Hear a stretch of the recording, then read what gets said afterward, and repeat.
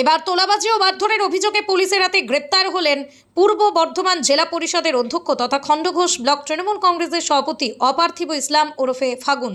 তার বিরুদ্ধে অভিযোগ দায়ের হতেই আসরে নামে পুলিশ। খণ্ডঘোষ ব্লকের অন্তর্গত বাদুলিয়া এলাকায় তাঁর বাড়িতে অভিযান চালিয়ে তাকে গ্রেপ্তার করে পুলিশ। ফাগুন গ্রেপ্তার হতেই এলাকার বিজেপি নেতারা বলেন, এই তৃণমূল নেতা কোটি কোটি টাকার দুর্নীতির সাথে জড়িত। বর্ধমান জেলা জুড়ে বিভিন্ন জায়গায় তোলাবাজি ও কাটমানি করে বেরিয়েছে ফাগুন। আমরা তাঁর বিরুদ্ধে সিবিআই তদন্ত চাই। এ তো সামান্য একটা ব্যাপার, মানে একটা শৈলচূড়ার জাস্ট খালি একটুখানি আপনারা দেখতে পেয়েছেন। আপনার সমস্ত কিছুর সঙ্গে জড়িয়ে আছে। আজকে মাটি মাফিয়া থেকে, বালি মাফিয়া থেকে, আজকে ধরুন বিভিন্ন মিলেতে ওনার ধান স্টক করে রেখেছেন, এবং যে সরকারি রেটে যে ধান কেনা সেখানেও বহু ধরনের অ্যাপ্রক্স 9 কোটি টাকার দুর্নীতি হয়েছে।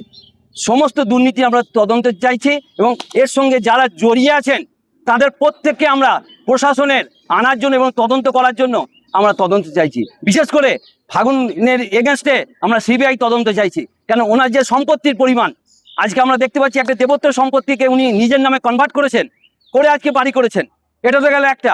2 নম্বর, খণ্ডঘোষের বুকে ওনার নিজের 1 কাঠাও জমি নাই, তা সত্ত্বেও উনি বিভিন্ন যে সরকারি যে রেটে যে ধান কেনা সেখানে উনি ধান বিভিন্নভাবে ক্রয় করেছেন, এবং সেখানেও কাটমানি খেয়েছেন। বালির ক্ষেত্রেও তো কাটমানিতে আছে, সেটা বলার কিছু নেই।